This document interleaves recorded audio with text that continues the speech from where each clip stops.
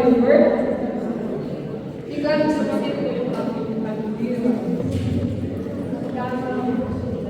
Actually, last Friday, September, it was really painful. Kaya kung napansin yung mga nasa sector, actually, because talagang napakasakit. But thanks be to God, hanggang kahapon, magpapasakit. But as I woke up this morning, nawala ako yung sakit. So God,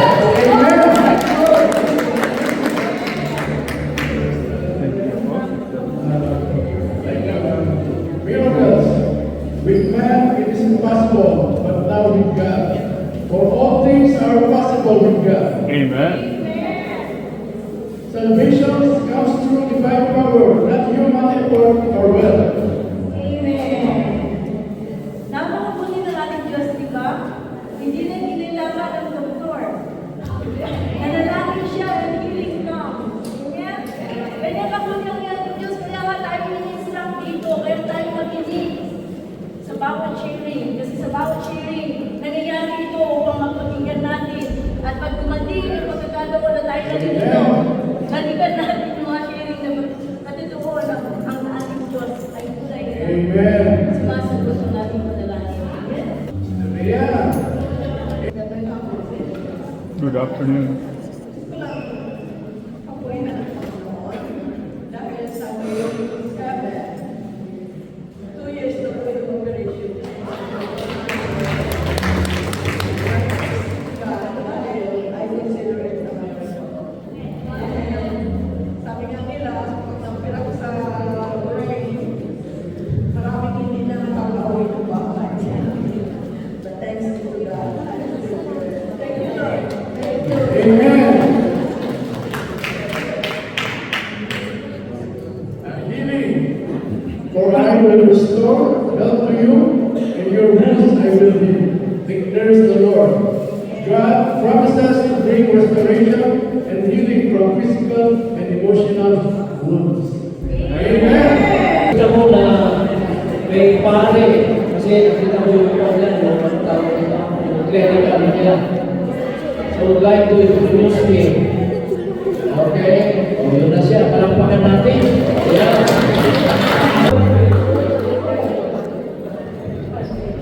Maraming salamat po Father Jerome sa mga kapatiran in Special Life. It's been almost 10 years na practically since my last coming over here. Siguro, consider na na-celebrate ako my delivery Sunday. I shared who I am. And then, siguro, 2016 pa yun. And the very first also, we attended the Mass. Fiesta of our parish back in the Philippines, people.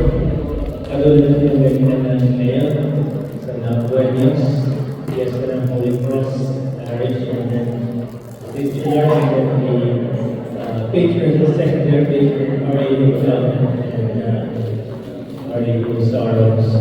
So ginagagalak ko kung magkita na tayo muli at lalo lang sa Father Jerome. Pasalamat hindi lang sa connection namin sa El Shaddai, ito, hindi lamang kapatid na pare, ang kapatid sa pagkapare, kundi siya rin po ang naging instrumento na imbitahan po ang diocese namin sa people sa Naga, Archdiocese of Cáceres, na magpadala ng mga misyonero sa Abbotsford Diocese. Yung dapat na, he was very instrumental in coordination during those times. And I stayed in this parish there in a week's time or less. Kaya nagkakilala. Kaya ngayon yung mga kabasok ng mga parang mga nakalisting sa Plattsburgh, yung mga staff na New York, USA, for the sa conservation ng mga American records. So, sa muli po, salamat na yung Father Jerome, salamat sa Diyos sa pagdala ko sa akin dito. Kapatid ko lang ako ni Brother and friends sa lahat. Medyo maliit na ako kasi lahat na po ako sa nag-iisa na po ako. Siya ako pamanay sa mga panganay na lalaki sa labing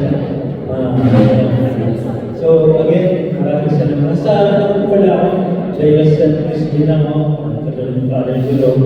And currently, kung pinalik naman yung seminary bilang coordinator, taga-puno ng mga magpaparing seminary, major seminary professor, at dekano din po ng College of Philosophy. At dinagdagan pa ako sa diocese, Ministry for Families of Migrants and their families that behind sa Philippines. So sa nandito rin po ka kasama namin yung brother natin yung sa Hawaii si Jude, yung isa pa namin kapatid sa upstate New York, sila sa New Jersey, with his beloved wives and families. So again, maraming salamat. And happy anniversary sa inyo. Kaya lang, pinagagalan mo na tumating na kayo sa Biyaya. Tatlong taong Biyaya na 30-year anniversary. I just regret tawagin na sa June 4, hindi ko na kasi nagbalik kami sa pagbubukas ng school year na June na dati. Kasi ito nakapunta kami ng summer kasi ang dating program natin parang international. We begin our school year sa seminary in August and we finish by end of May. May babalik na kami sa June. Kaya ba hindi lang yung ayak pa naman yung nag-enroll sa mga seminary sila. Kaya dapat natin na babalik ang opening of classes at least before the enrollment in Mass in the Holy Spirit. Again po, maraming salamat and sana patuloy tayo magdasal sa celebrate po one another. God bless you.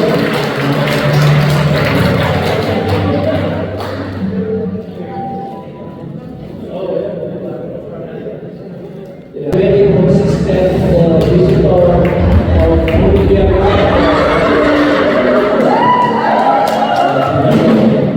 Sa palagay niyo, pwede siyang magpare?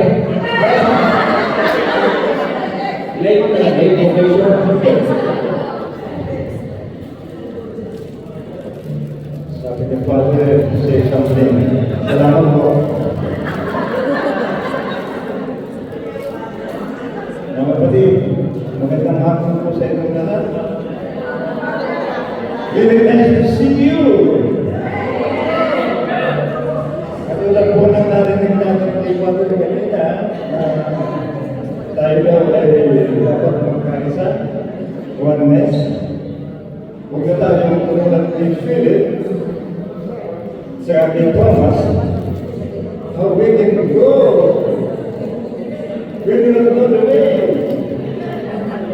But the Lord said, I am the way. That's why we can only go. That's the way. That's why we are here.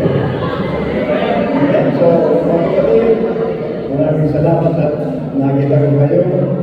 Beautiful smile. Hands up. And of course, hands up.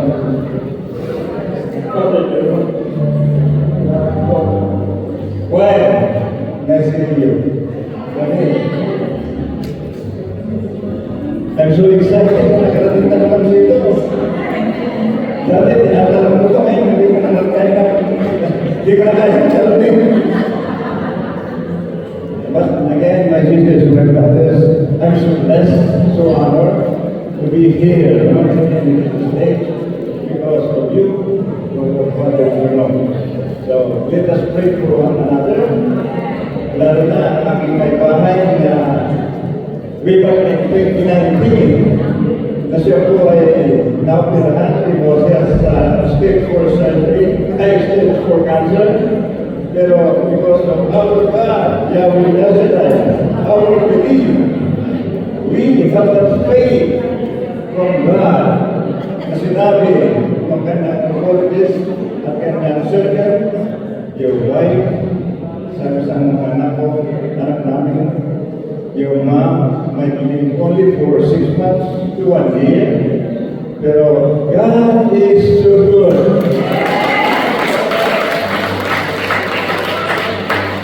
My sister will stand up para Nag-7 years na siya last April.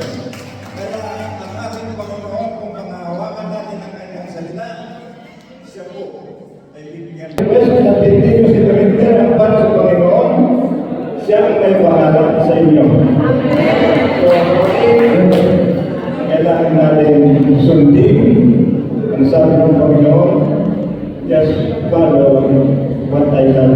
with you.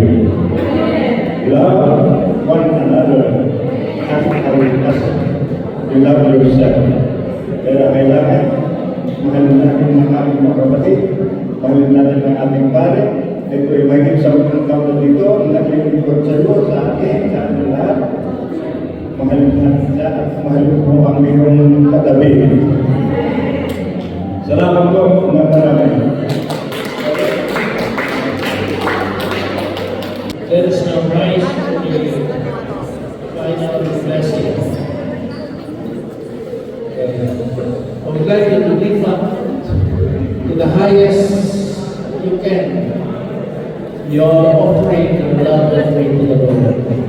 Lord, with so many things to be grateful for all the blessings you bestowed in our life, especially for 30 years, Lord.